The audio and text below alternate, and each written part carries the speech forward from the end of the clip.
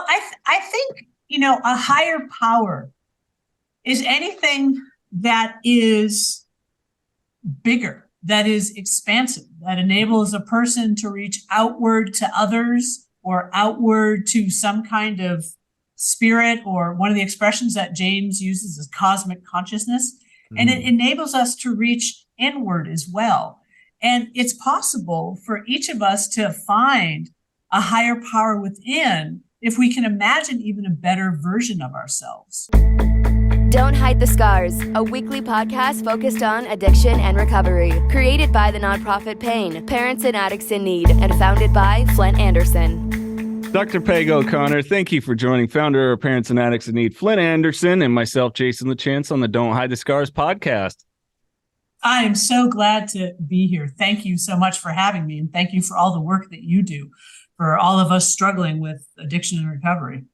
Thank you, Peg. Thank you. Well, it's like one of those kismet things in life. Flint and I have been sitting there going, gosh, we have so many people that struggle with the higher power concept in 12-step programs.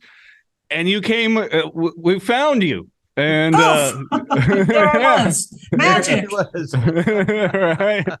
And so we really want to dig into that because it was a struggle for you as well in your sobriety. It was a huge struggle for me. It was a barrier for me to go to Alcoholics Anonymous. So I started drinking early, and I took to it like a duck to water, and I was an overachiever. And by the time I was in high school, I was a raging alcoholic. And I went to my first AA meeting when I was just, I was either 18 or 19. And I had been raised Catholic and went to 13 years of Catholic school. And then I walked into AA and heard all of this language about God. And I pretty much ran out of there as fast as I could. And I never went back to AA until I had been sober for 20 years. And I am someone who is in and out of AA. There's much about the program that I like, admire, and respect. And I have seen the program work for so many people. And I'm so grateful it's there. And it's still the notion of higher power where I struggle. So I've been trying to scratch this itch about higher power now for more than 30 years, but sometimes the delayed dividends are the best ones. If you or a loved one is struggling with addiction, please call Parents and Addicts in Need at 559-579-1551 or check us out online at painnonprofit.org. Follow us on social media at Pain Nonprofit. Please subscribe to the podcast and share with others wherever you get podcasts and on YouTube.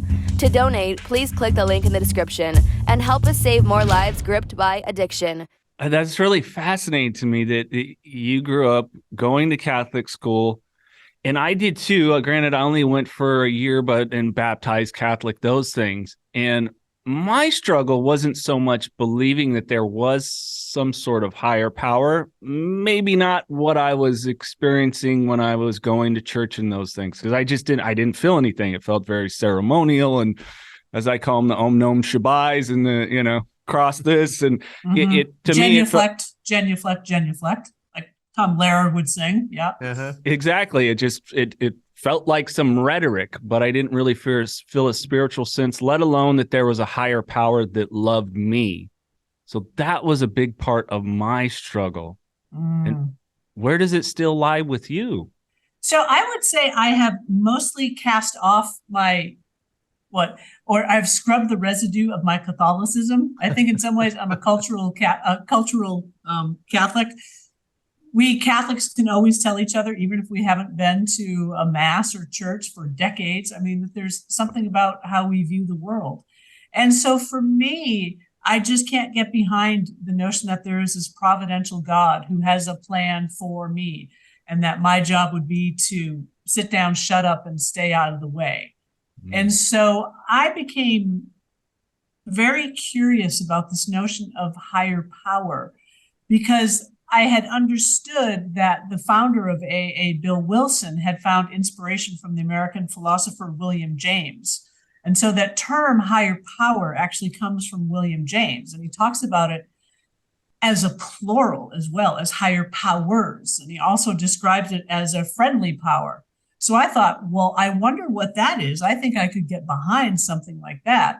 So I decided to go back to the text that Bill Wilson regarded as foundational, William James's The Varieties of Religious Experience, written in 1902.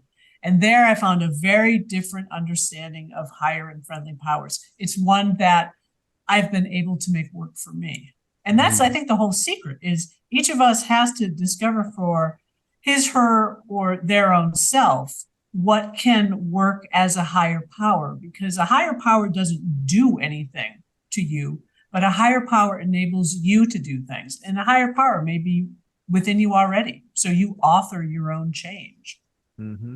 Yeah, no, I agree with that. My story is a little, well, maybe not a little different. I grew up Lutheran, so I'm like one notch below a Catholic. I'm raising my glass in honor of you. I teach at a Lutheran college, so bring it on, Flint. And of course, when I was a kid, my mom was dragging me by the ear, all the way to the front pew, type of thing. But it's interesting. I do have a faith, and I have no problem telling people that, I do believe in God. I do believe in his son.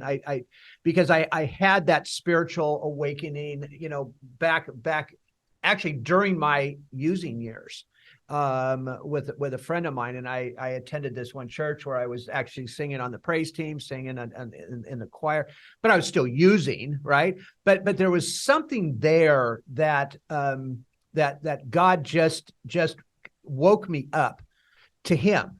And again, this isn't for everybody, but I've always had that faith. And that's just what it is. It's faith. All the rhetoric, all the genuflecting, all those sort of things, the pageantry, of a church service. In my opinion, I'm a traditionalist at heart, so I like traditional stuff as well. But all that's secondary. To me, all that is secondary. To me, it's that relationship that I have with him, and I can't explain it. I will never try to explain it to somebody else or try to bring. I know this: if I'm doing what I need to be doing for myself, and if somebody likes what they see, and they make that decision to do that, fantastic. If they don't, fantastic. It is not my place to judge anybody.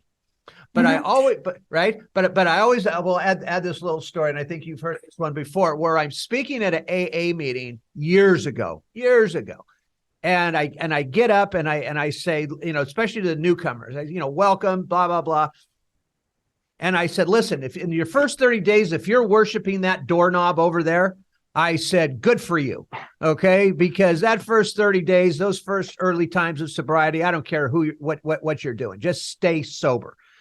But if you're worshiping that doorknob a year from now, you're going to lose, because that doorknob to me is an inanimate object. Okay, what are you going to get at? Now, I was never asked to come back and speak at the AA again. Okay, but that's okay. Yeah. New Perceptions North, the premier drug and alcohol treatment and recovery center in Central California. A full continuum of medically supervised, top-quality care with programs for detox, inpatient residential treatment with dual diagnosis, intensive outpatient treatment, sober living, support groups, and more. With 50-plus years of combined experience and sobriety, Flint Anderson and Thelma Gatlin Wilson provide adult men and women with the highest caliber of professional health care, treating each client with compassion and respect, and a safe, comfortable environment to begin the process of recovery. To proudly create and sustain a life without addiction, call 559-978-1507 or visit newperceptionsnorth.com.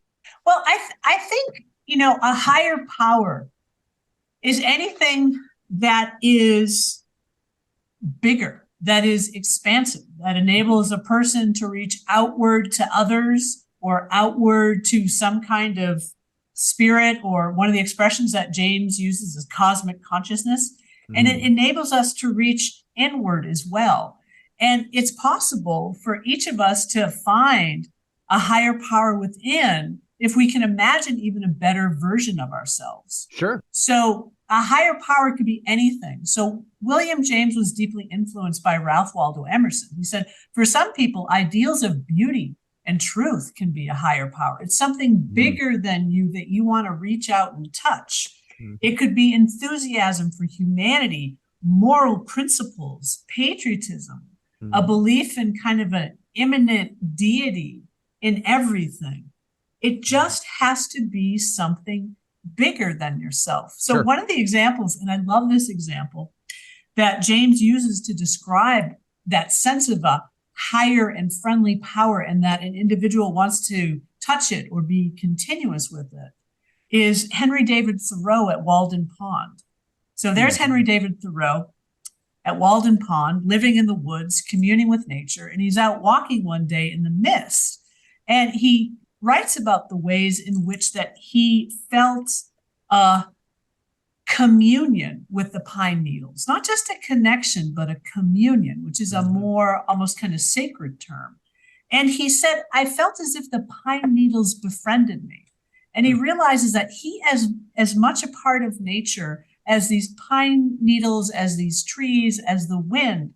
And for him, that sense of belonging, of having a place, of sharing something, was something that was so valuable and important to him that in part, that's how he was able to do what he was able to do with his writing. And I think, to bring it back home to those of us who have struggled with addiction, still struggle with addiction, the idea that anything could be a higher power, it depends upon what we do with that.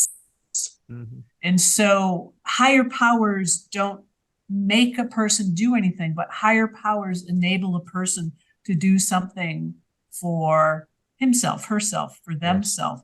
And so that's a very, I think, expansive and inclusive understanding of higher power, more than just the qualifier that Bill W. put in there, God as we understood him, because that still imports a pretty strong, in particular, Judeo-Christian framework that a lot of people struggle with. And so I was that person who struggled with it. Yeah. Well, I also think too, from time to time, that there's a lot of people out there that think that, their concept of God, that he is just going to come in and he's just going to take everything away. He's going to come in, he's going to take your addiction away, he's going to bring everything back to normal, your family's going to be reunited, on and on. That just doesn't happen. I'm sorry. It does not happen. I've never seen God pull out his I Dream of Jeannie move and wipe out somebody's, withdrawal symptoms. I've never, in my opinion, can he? Sure. Okay. Does he? No. Because we're the ones that have put this crap in our bodies. It has to come out somewhere. So my philosophy is that, he's not going to forsake me, but he's also not going to just remove it because I want it so. I think for me, there was a huge lesson in going through all of that with all those withdrawal symptoms and what I had to go through and had to recover from the mistakes that I made. Now I can start my relationship with him in a whole different fashion. I hope that makes a little bit of sense to you. Oh, it makes a lot of sense. And, I think the origin story of AA is so interesting. Mm-hmm. So there's Bill Wilson in 1934. He's a failed businessman. Right. He's living off his in-laws. He's living with his in-laws. He's tried to sober up numerous times. And so there he is one more time trying to dry out. And he kind of throws up his hands defiantly and says, if there is a God, show yourself now. I'm willing to do anything. And then he reports having just that sort of experience where he felt a gust of spirit and his desire to drink was lifted from him.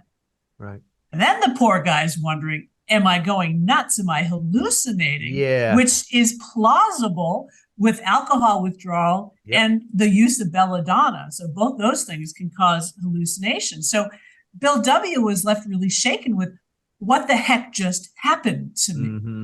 Mm-hmm. And that's when he read William James, and that provided him a framework for understanding that he had undergone a conversion. Right. Yeah. Right. But a lot of us don't undergo that kind of conversion. Very few of us do, I think. Yeah. Mine was a gradual acceptance, mm-hmm. and even a period of redefining. I kind of took on my current sponsors for lack of a better term, definition and moved it to my own concept, because for me, much like everybody else, I was powerless against alcohol. Recognize that. And so it's, how did I have to take that from being my God, my fix-all, to there isn't a quick chemical, there isn't a getting away from this, how do I then start to conduct myself in a way to do the next right thing? And what kind of consciousness inside and that from my community that is now a healthier one, a much healthier one, can I draw upon that for the next right direction? And for me, that's what's helped me kind of see that there is something bigger at play. It got me outside of myself, So for me, that was kind of the framing that I had to work on. Yeah, and I think that's right. So in this book, Varieties of Religious Experience, that Bill Wilson read and was so moved by, and you can really see the where the 9-step promises come from. They come from William James, talking about what happens to someone who, he says, reaps the fruit of the spiritual tree. Because James says spiritual impulses are a part of human nature as much as our intellectual capacities, our mental states, and our physical bodies. They're part of human nature. And spiritual is not the same as religious. Spiritual, he defines just as something always wanting to kind of reach out to more or to be connected in a kind of way. And, one of the things that Bill Wilson encountered there were many stories of people like him who had had this desire to drink that ruled their lives, and then suddenly it was gone. And so Varieties provided Bill with a framework. And William James says those kind of big, sudden tsunami conversions, that gust of spirit, or that, clear moment, in the Bible, when Saul is riding on his horse to Damascus, falls off, and suddenly he's Paul and he's a Christian. Right. James says those are one kind of conversion.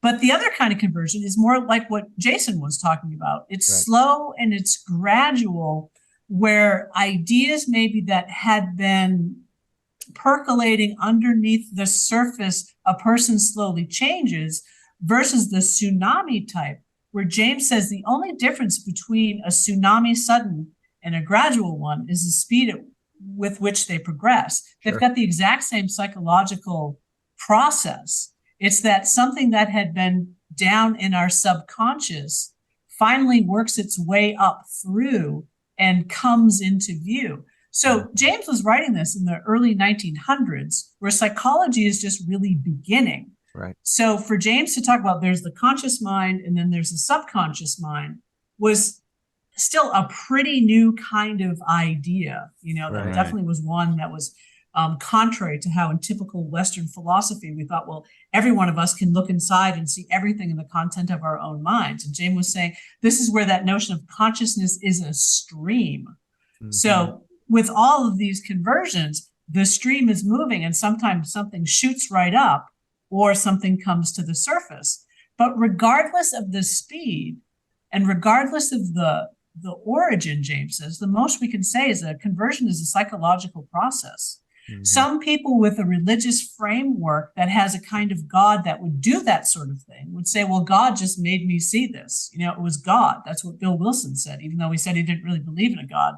He had a Calvinist background, Mm-hmm. And others for whom God has no explanatory power might say something completely different. It's like, well, I guess I've really been weighing this a long time.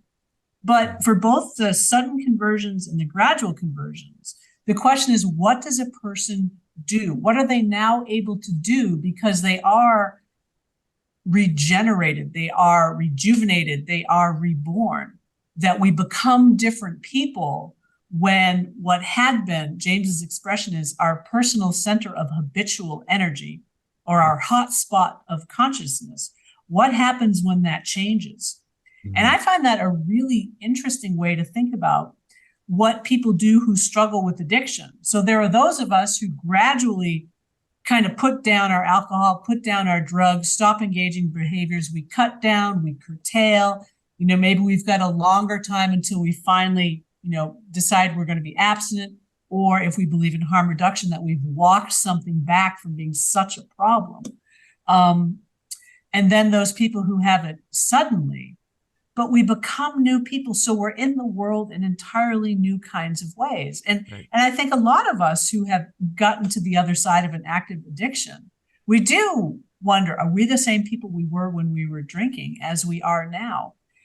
And that's a deeply philosophical question. And what a wonderful one that we get to explore in recovery. Right. Yeah. Right. Well, and it's really interesting how you talk about that, the conscious mind and the subconscious mind. For me, reflecting back, my conscious mind went, I am powerless against this. I need to take action. Whereas my subconscious mind was the one that kept wanting to do it and turned to it. My last fall off peg, I kid you not, sober. I drove to the convenience store to get beer, and I do not recall that. Sober.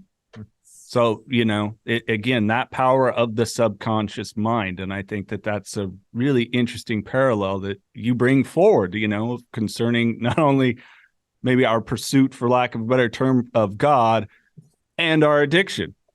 Mm-hmm. Yeah. And I think it's just so interesting the ways that each of us will, in his, her, or their own way, try to navigate those searches and navigate those ways of trying to make sense of our lives. And some of us use alcohol and drugs because we don't want to make certain senses of it, because we think, oh, it would be horrible if I had to, acknowledge something like that. And, some of us maybe were able to make some sense of ourselves, but our alcohol or drug or our other behaviors sort of threw all that sense up in the air. And so we end up really kind of lost and alienated from ourselves. Or we feel like, another term that I like to use is, we give ourselves existential concussions all the time, particularly when we say we really, really want something and we really, really wish for it, but there's a gap there and we're not willing to do what it would take to realize those kinds of dreams. And we keep kind of running headlong into that barrier between my wishing goes this far, but there's the gap to where my willingness begins over here. And I'm just going to keep slamming into that. And then I can be sort of chock full of resentment. Like, why don't I ever get what I want? Or, I make half-hearted efforts, but I still haven't been truly willing to commit to doing something. And I know that was certainly true for me. So anything I say about some of us, just note, include Peg O'Connor in that category. I'll raise my hand with you on that. Well, I also think that, just in what you just said and not reaching that point, I think a lot of people start to blame God for not being able to reach that point. Mm-hmm. Just like parents will blame God for the loss of a child, or an addict, will say, why me? Why did you allow this to happen to me? When the reality is, at least for me and what I've learned, is that is not, I hate it when somebody say, well, that was God's plan for you. I think that's bullshit. Okay. I think it's absolute crap, and because, again, in my opinion, any God does not want harm to come to his people. Those are choices that we made. Those were choices that I made. And I will tell parents a lot of time, and it's soothing to them, that no, this was not God's plan for your child, or this was not God's plan for you. And so when God finally comes in and says, okay, here's that either that still voice, right? Or there's the loud, thunderous voice that comes in. With me, it was more of, now what are you going to do with it? What you just listened to me. Now, what are you going to do with it?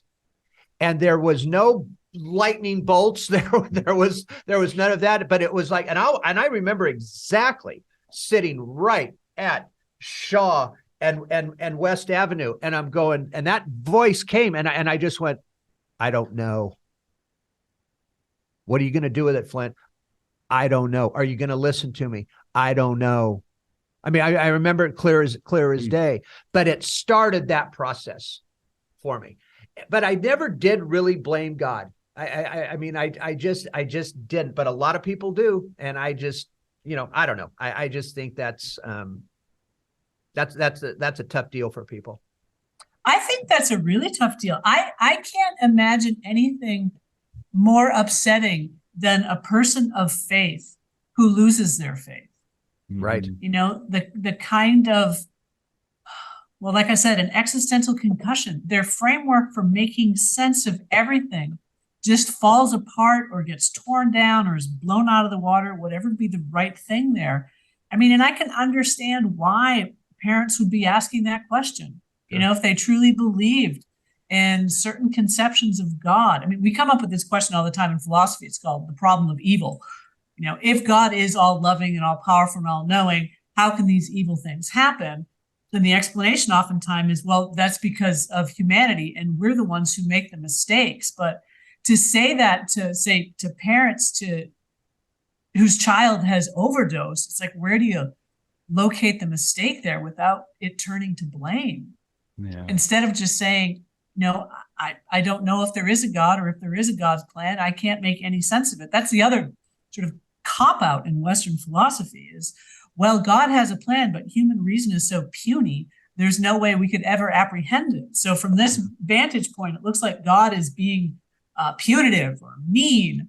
Mm-hmm. But if you looked at the whole picture, you'd see where it fits in. That's kind of a cold comfort. It would be to me a very cold comfort. Sure. Yeah. Well, one of the things I do tell them is look, everybody's body is different. Everybody's brain is different. When we put this stuff in how the hell did I not die? You know, after 23 years of heavy using, you know, going through, you know, 2 open heart surgeries, going through the things that I went through in this, I can't answer that question. The only some sort of answer to it for me again is, well, maybe God did have a plan. That's why I am here. I don't know. But when it comes to overdose, what I have to explain to parents is that sometimes the human body just simply says, I can't take anymore. I can't, the body's talking. I cannot put any more in my body. You know, so how do you explain the fact I didn't, and some kid that was, you know, 19 years old, you know, his first time goes ahead and overdoses and dies. Right. It's almost unexplainable. I think it is unexplainable. Right. And I think that is what many people find so upsetting. So Nietzsche is one of my favorite philosophers. And Nietzsche said, you know, the fact that we suffer doesn't make us unique. We can transform our meaning and suffering. We can give it value. And he said, but the biggest source of torment is when our suffering is meaningless. Yes. And, you know, to say then, look, there's no explanation. There's no bigger reason here. I mean, that for Nietzsche and for me would be the biggest torment ever. Right. You know, that's something I'm not sure how I would ever come back from. Yeah. And I think a lot of people, and I'm not just saying addicts, people in general like to sweep suffering under the rug or tuck it back, or, you know, that don't recognize, be it physical, you know, mental, emotional, how they all go hand in hand, that it's just, the answer is I'll just shove it back there. And it's not a good solution to a problem. No. I remember one time because of the ailment that I was born with, you know, I was born in 1955, so medicine obviously isn't what it is today. And, you know, I was basically the guinea pig, you know, for all this stuff. But I remember, I want to say this is back maybe in 90 or 91, again, in the middle of my using, but my mom was a teacher, and she was teaching with a lady who was a new mom, and her son was born with the same ailment I had. And this young man was at Children's Hospital, and the mom was there, and my mom calls and says, is there any way you can get over there and just go talk to this mom and talk to this little boy for a second, you know? And I said, sure. You know, so I went over, and again, today I can't even remember the entire conversation, but I went over there, I talked to the mom, I let her know, hey, this is really not that big of a deal, blah, blah, blah. But the point here is, so yeah, there was something good that came out of all those surgeries that I had to have, because now I was able to comfort that mom. I was able to comfort that little boy. I mean, because he was like I think he was 7 or 8, something like that, when he was having this done. So there was a purpose, I think. I have to look at it that way. I have to look at the fact that what I went through wasn't for naught. And that helps me in my recovery and in my sobriety. You bet it does. And I think that's absolutely right. I mean, I think for many of us, addicts, non-addicts, but people who suffer, we find ourselves confronting unwanted opportunities all the time. Mm-hmm. And the question is, what do we do with those opportunities? What are we able to do with those opportunities? And sometimes, because of all the terrible things that have happened to us before, it turns out we are well positioned to help someone else in just the ways that you described. Mm-hmm. You had run this medical gamut. You knew how these things were, that you had a kind of credibility and trustworthiness that was just, I would imagine, just the balm that poor mom needed, and that her, little peanut of a kid needed. Right. And you did it. And I think that's one of the things that James would say is, what do you do as a consequence of these kinds of transformations? Right. How are you in the world?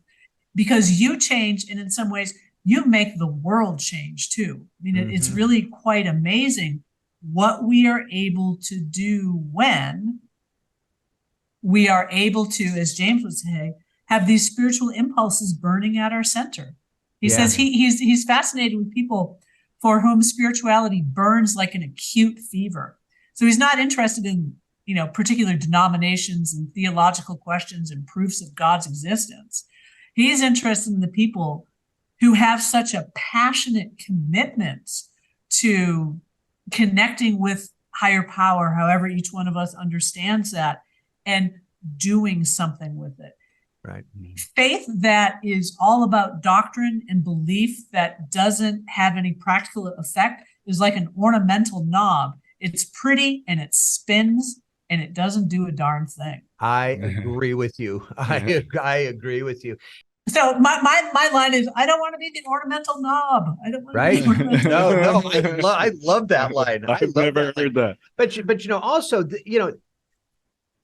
not saying that everybody's got to get into what we do, right? I mean, because not everybody is meant for this. And Jason's heard this story, but I remember I was at a weekend getaway with a bunch of guys, and we were all sitting around, and it was a faith-based deal, and we're all talking about what we can do in our communities to help out. Right. And we kind of went around in a circle, and this one guy says, well, I've got a friend of mine that has a Down syndrome child, and I'd just love to be able to be there for him because he's divorced, blah, blah, blah. And as it got around to me, I looked at this guy and I said, I think that's fantastic. I said, I want you to keep in mind one thing.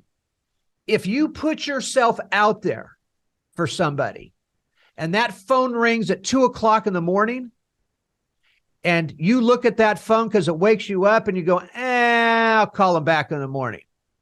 You can't do that.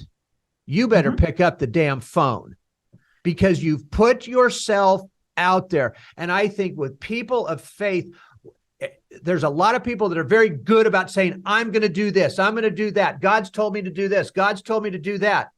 Well, they're not really doing anything, because they're not picking up that phone when the phone rings. So I would rather have people say, I'm not going to do it. Oh, I fully agree. I mean, that sort of thing cannot be a matter of convenience. Right. It can't always be on your schedule when you're going to help other people out, because that makes it be all about you in some kind of way. And then you get the right to say, oh, well, look at all that I do. And it's like, no, who is really more important, the person who suits up and shows up and does the drudgery kind of work, who just keeps doing the right thing, and they do it because it's the right thing and not for any other kind of reason. And I think in the best of recovery, that's what a lot of people do, whether it's making coffee at a meeting, whether it's sponsoring, picking up the guy who lost his license so can't drive for the next 6 months. You just do it, and it becomes so habitual. It becomes part of the fabric of your being in some ways that you can't imagine not doing it. Right. Right. So, I mean, I Right. think that's the best kind of recovery is when someone can't imagine Mm-hmm. not Yeah. helping someone. Mm-hmm. Yeah. Which isn't to say you got to help everybody all the time. That's You true. know, you need to have boundaries and all that. I'm making these huge hand gestures that people can't see, but boundaries, are still important because, you can't always be doing for others because then you might not be taking care of your own sobriety. And that's a risk. That is a real risk, I think, particularly Oh, for Peg, people who absolutely end it up is. working. And it's this issue that I think kind of flies under the radar. Mm-hmm. Mm-hmm. Who heals the healers? Who Right. watches the watchers? But who heals the healers? I think we've all had to be careful of that. I know I have. Well, we've You talked know, about it a lot, and I've right. come to you as I continue to establish and grow the necessity of boundaries and understanding what is and isn't a boundary for me. Mm-hmm. I think that's one of the huge key components. I've met very few addicts that did not say they were a people pleaser in one way, shape, or form.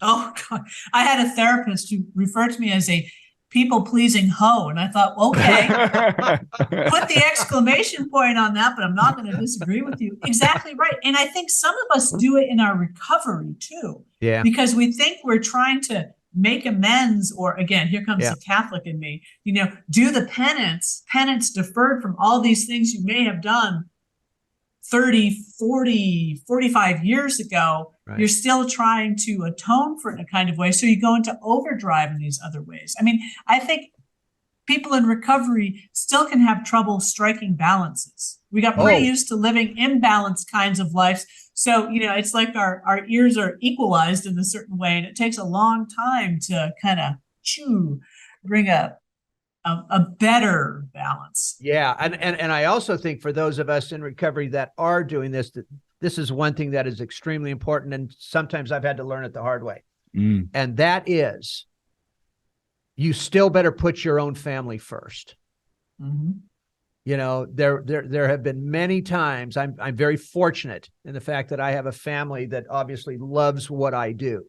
Yeah. And I have had to leave on Christmas morning to go help some. And I'm not trying to blow my own horn here. It's just the nature of the beast, nature of of me and what I do. But I've had to leave birthday parties. I've had to do those things. And of course, not really understanding that was affecting even my family. So I've had to learn, what is, okay, did I really need to go that day? Could that have waited? I mean, if it's a life and death situation, then no, I'm not going to wait. But I need to do a better job of discerning, was that the right time to go? Could that have waited even 6 hours, Yep. And I imagine that's something that we all get better at the further we are in recovery. Because I think early on, we want, the older we get, but we want to save everyone. I mean, that we're so grateful. We're so, we think we're well situated to do this. We are. That is all true. And we want to, we always got to be careful when we want to save other people. It's like, nope. Yeah. I'm not kind of running Alcoholics Anonymous Baywatch here. That's not what I'm doing. But I can still make a contribution. And sometimes I think we do slide too easily in coming to the rescue. I think that's go back to what Jason said. Coming to the rescue is, I think, a cousin to people pleasing. Yeah. Mm-hmm. I spent a lot of my life arrogantly thinking that that's what I was doing when I was simply being a judgmental prick. There's no other way to put it. I was sitting there thinking, we were talking a little bit briefly about piety before we started recording. I was being that. I was sitting there making judgment. And the irony, most of the time, it was my friends, like I was telling you, I was a late bloomer, that were using drugs or drinking prior to, being of legal age and everything else, then to succumb to it. Yeah. It's almost like, I was really running from my own internal struggles as I reflect. Sure. And I was sitting, if I could just judge outwards, I won't have to deal with these things that I'm feeling inwards. Oh, I know. I know psychologists talk about it all the time, about how what we don't like in other people is actually what's in us. And, the philosopher Montaigne noted that in the 1500s, that we judge people the most harshly when we see ourselves in them and we don't want to, and we don't like what we see. So in order to preserve our kind of self-view of ourselves, well, let's demonize, this other person over here and then separate and, well, to use a 20th century term, then other that person. But, what happens when we realize that we are the other? Right. To some people, or when we are, I remember always feeling kind of smug when I was still drinking, like, well, I don't drink like he does. At least I don't drink like he does, and then I realized someone was saying that about me and I was outraged, like, what? I am not your comparison pool. How dare you? Oh, wait a minute. Yeah, I did drink myself right down into this other pool. Yeah. Yeah. No, it was like me going, you know what? Well, I'm not shooting up. I'm dropping 80 pills a day, but I'm not shooting it in my veins. Right. I mean, are you kidding me? I mean, same thing. Because that's for the guy that ends up homeless on the street, right? Or whatever our justification is. But those beliefs are important because they keep a lot of people trapped, because we can always compare and say, but at least I'm not the homeless person. At least I haven't lost my job. And one expression drives me just absolutely bonkers, and that is rock bottom. Oh, that expression bothers me so much because it makes it seem as if there's this objective point that everyone will reach. And unless and until they reach it, they're not going to be willing, or they'll be unable to change their relationship with alcohol, other drugs and behaviors. And that I've got to lose absolutely everything. I hate that so much, and is now so much part of popular culture. Instead of saying each one of us has our own individual misery threshold. How much more suffering can I take? Right. What am I willing to lose? What kind of loss can I tolerate? And when does it become so upsetting or uncomfortable that I say enough? And that's why, I hate when people say, well, I had a high rock bottom. It's like, no, a rock bottom has to be rock bottom. It doesn't admit of degrees. But if you think, each person has their own threshold, some of us didn't want to tolerate a lot of pain at all, and others could keep suffering, and they were, willing to continue until they reached their own point. But oh my gosh, rock bottom, hate it. Oh yeah. Again, my saying on that is, look, rock bottom to me is death. We always have 10 more feet to dig. We've got 20 more feet to dig. We can keep digging until all the way to China, but rock bottom to me is the grave. End of story. But you're absolutely right. I agree with you. It's one of the worst statements out there. I just can't stand it. Yeah. I heard someone put it, I would, for this disease, I wouldn't exactly tie a rock or a bunch of rocks and a bottom to it. His reference, he was trying to say how much it dehumanizes the addict. Oh yeah, I think so. And addiction dehumanizes in so many ways. Yes, it does. One of the things I've been thinking about lately, though, is the way that neuroscience is dehumanizing addiction in a kind of way. So with the turn of psychology to neuroscience, to understanding addiction as a chronic recurring brain disease that gets hijacked. I mean, I have heard, listened to, seen very well-known addiction researchers talk about the addicted brain.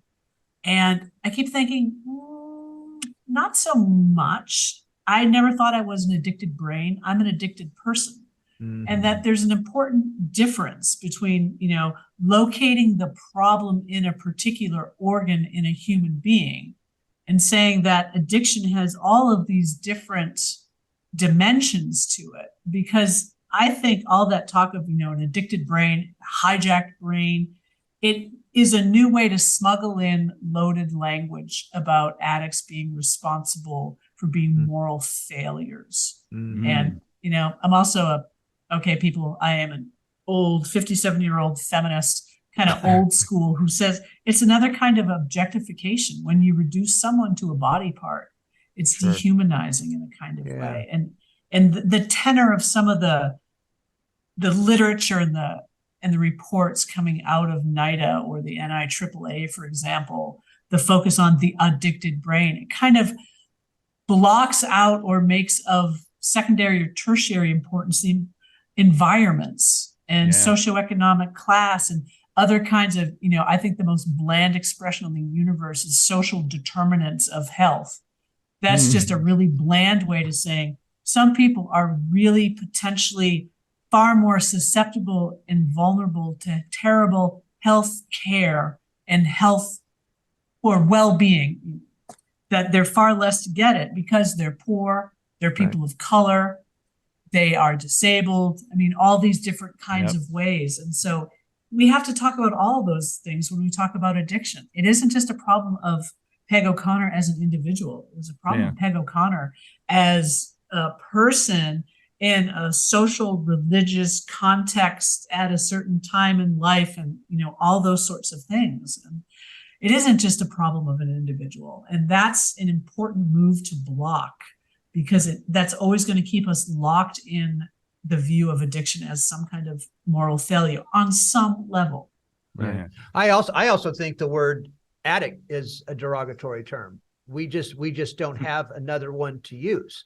I mean, we use that term. Oh, he's a drug addict. She's a drug addict. Just that, a drug addict is derogatory in my opinion. But you know, it's interesting. Last night I was sitting out by my fire pit, and I do that a lot lately, and you know, just thinking about stuff. And you know, you just said something, Peg, that's very, very important here. You know, we, in my opinion, we are so, and I'm going to change the tenor here a little bit. We are so far past the awareness stage of fentanyl and the opioid crisis and alcoholism. We are so past that, but yet we are still focused on that. There's monies that are going towards the awareness campaigns, but on and on and on. But if we don't do something to change the things we're talking about, if we don't do something to change treatment, if we don't change the work that the insurance companies are doing, and I'm getting to my point, if people don't understand addiction, and I'm not saying everybody's got to understand it to the point that we understand it, because we are in that, we are in recovery. If we don't start changing some of that stuff now, this is all for naught. Mm-hmm. I really believe that.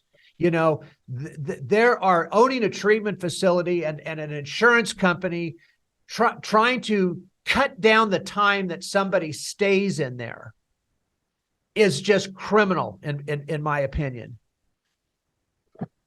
Yeah, and I'm going to echo what you say and say we're not going to treat our way out of this problem. Right. So how do we think in terms of prevention? I mean, it's got to be a both and. It does. Mm-hmm.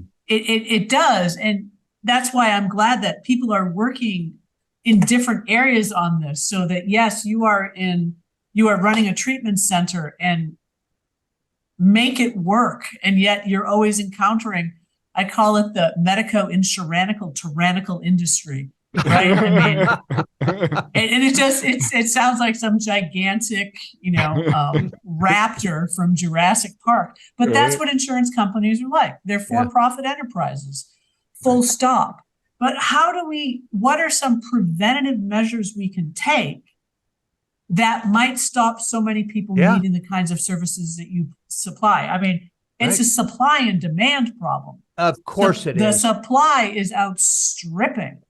Yeah. And so how do we try to flip that? And I know, say, colleges and universities are always thinking about what kind of drug and alcohol education programs do we do? And believe me, I'm an educator, so I'm all for education. But to go back to what you said earlier, the ways in which people come to make the decisions that they do, that there are reasons why people use. And some of those reasons have to do with there just doesn't seem to be any other options. Right. Or I think we have large swatches of populations that feel a kind of fatalism. Sure. To go back to the, how much is free choice and determinism and all that sort of business. Well, what is a person like me supposed to do? I'm just a fill in the blank. I'm uneducated, or I'm just a woman, or I'm just this. And, there's been good research. Do you know the work of Bruce Alexander in the Happy Rat Park? No, I don't. So he was arguing that connection, that addiction is a problem of lack of connection. It's a problem of dislocation in a kind of way. Yeah. And so you can get rats addicted in all kinds of easy ways, but how you can get them out of addiction and maybe even prevent addiction is if they are in environments where there are lots of good things to do and lots of connections to have. Right. And you think, okay, how do we think about this and say, okay, there's the happy rat park. And then what does it mean? What would it mean? I mean, it would call for radical kind of changes in how we live our everyday life. And who wants to do that? A lot of people don't want to do that. Right. Well, and I think doing that would be a lot of people that get a good amount of income coming in, realizing might have to do business a little bit different. Yeah. Mm-hmm. Yeah. I mean, look, the pharmaceutical companies, I mean, right. Purdue Pharma knew exactly what they were doing. If you've read Beth Macy's Dope Sick or Raising Lazarus, right? They targeted those people because they had the highest disability claims in the nation because they were doing mining work, one of the most dangerous forms of labor. It was predatory. Pharmaceutical companies have been predatory, and we let them do it. Yeah. You know, Peg, Jason obviously knows this. I've been talking about Purdue Pharma since 2010. And the fact is that, and there are more people talking about it than just me, but nobody's listening, was listening. Nobody was paying attention to it. You know, finally there were some people that did, but my God, look how long we let that go on, where we let them do it. We let the Sacklers run amok in this. And in fact, I did a piece years ago that I just wanted to let everybody know how many different types of opioids were out on the market today. And I went through and I looked up all these pharmaceutical companies, and there's I'm going to get the numbers wrong, but you'll get the gist of it. There's like 27 different kinds of Vicodin on the market. There was 14 different types of morphine. There was 16 types of hydromorphone. I mean, there was all, we've just let pharmaceutical companies run wild with this. And now we're looking at ourselves going, oh shit, we got a problem. I mean, we've always known we've had a problem. Well, we knew it with cigarettes. So, here's the other thing that I think is so interesting. The ways in which the movement to legalize recreational marijuana has taken off like wildfire or a lit doobie. You decide whatever metaphor you want to use for that. But anytime you raise the issue of shouldn't there be limits on the potency of marijuana, you get tarred with, you get tarred with the claim that, oh, you're just this conservative retro, blah, blah, blah, blah. It's like, oh my God, have we not learned anything from the tobacco industry? Have we not learned anything from the opioids that you've got to limit potency? And there's so much confusion about marijuana, and more states are legalizing recreational, but they don't know the difference between THC and CBD. And, Minnesota just pretty much accidentally legalized edibles because they didn't know the different versions of CBD. And the legislators were like, well, we were duped. We were misled. It's like, you didn't know because you don't pay attention. That's so right. We're just so that we can't learn. Only recently has the FDA finally put some limits on nicotine in cigarettes and have demanding that certain nicotine levels go down. And how long has it taken to ban flavored cigarettes? I mean, why we're not learning? We're just going to keep repeating the same mistakes. Yeah, over and over and over. Yeah, again. we had a lady sit in this very studio that lost her son because of the THC content of what he was using. He had a psychotic break. Right. 17 when that occurred. Am I remembering correctly? Yep. And then because of it and the mental health issues it caused, eventually he overdosed on fentanyl. Right. Yeah. And the view that marijuana is harmless has carried the day. Mm-hmm. And the difference between marijuana that I was smoking in high school and college from what's available today is like comparing a Model T to a Ferrari. I mean, they're not the same. Right. They are not the same in potency. No. Peg, let's talk quickly about your book. What led to writing the book, and just really inspired you to want to get this all your research and knowledge out there? So this book is really written for people like me, people who struggled with the notion of higher power that's at the heart of AA. And so I wanted to not offer a corrective to AA, but offer the original expanded meaning of that term from William James, so that people who have had a hard time with the God language in AA might be able to say, you know what, I think I could maybe be in AA if I've got these alternative versions of what higher and friendly powers could be. And I also wanted it to be interesting to people who love AA and who have interest in AA and would want to learn about who was this William James that Bill Wilson regarded as a co-founder of AA. And, for me, it is a deeply personal project. I refer to this book as my problem child.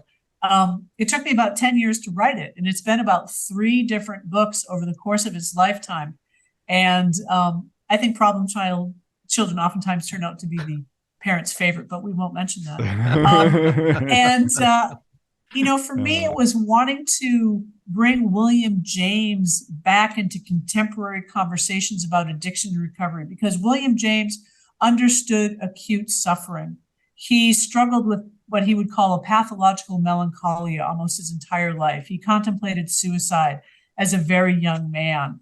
And his beloved younger brother, Bob, was what we would call a raging alcoholic. And so William James was the intellectual giant of his time. He was a physician, he was a psychologist, he was a philosopher, and he couldn't crack the nut of addiction. And he lived his brother's bouts of heavy use and stays in asylums. He would stay in asylums for the inebriate for a couple of years running. Wow. And William James has so much to offer people who's suffering that I wanted to make that available to other people. So this book has really been a labor of love. It has been a struggle. And I hope that people just find it useful in a way to understand their own suffering and the possibilities for transforming their suffering. Absolutely. Nice. And Peg, can you tell people title of the book, where they can find it, and maybe even connect with you if they have some questions? That would be great. So the book is Higher and Friendly Powers, Transforming Addiction and Suffering, and it's available Amazon, Barnes & Noble. You can probably order it from your lovely local independent bookstore if you have the good fortune to have one of those. And you can find me. I've got a website, and it's pego'connorauthor.com, and you'll find some other books there. You'll also find links to my blog that I write for Psychology Today. I write a series called Philosophy Stirred, Not Shaken. That I do a lot of work on addiction and do a lot of work about, just regular human foibles and trials and tribulations. And I'm always happy to hear from people. There's an email link off my website that will reach me. And I'm always happy to talk about this kind of work. So I'm really grateful for you both to give me this opportunity. Absolutely. Well, I definitely think, I've got so many thoughts on having you come back on sometime. That'd be great. I think I've had a blast. It's been really a stimulating, thought-provoking conversation. Yeah. Likewise. Mr. Anderson. Yeah, Peg, I agree with Jason. My mind right now is racing. I got all kinds of things I want to talk to you about. So hopefully we can have you back real soon. Thank you for everything. Thank you for the work you're doing. We appreciate you a great deal here. Thank you. Well, thank you. And right back at you both. If you or a loved one is struggling with addiction, please call Parents and Addicts in Need at 559-579-1551 or check us out online at painnonprofit.org. Follow us on social media at Pain Nonprofit. Please subscribe to the podcast and share with others wherever you get podcasts and on YouTube. To donate, please click the link in the description and help us save more lives gripped by addiction. This podcast contains the views and opinions of hosts and their guests to the show. The content here should not be taken as medical advice. The content here is for informational purposes only. And because each person is sharing their unique perspective, please consult your healthcare professional for any medical questions. Views and opinions expressed in the podcast and website are our own and do not represent that of our places of work. While we make every effort to ensure that the information we are sharing is accurate, we welcome any comments, suggestions, or correction of errors. Privacy is of the utmost importance to us. For those wishing anonymity, people, places, and scenarios mentioned in the podcast have been changed to protect confidentiality at the request of certain guests. This website or podcast should not be used in any legal capacity whatsoever, including but not limited to establishing standard of care in a legal sense or as a basis for expert witness testimony. No guarantee is given regarding the accuracy of any statements or opinions made on the podcast or website. In no way does listening, reading, emailing, or interacting on social media with our content establish a doctor-patient relationship. If you find any errors in any of the content of this podcast or blogs, please send a message through the contact page.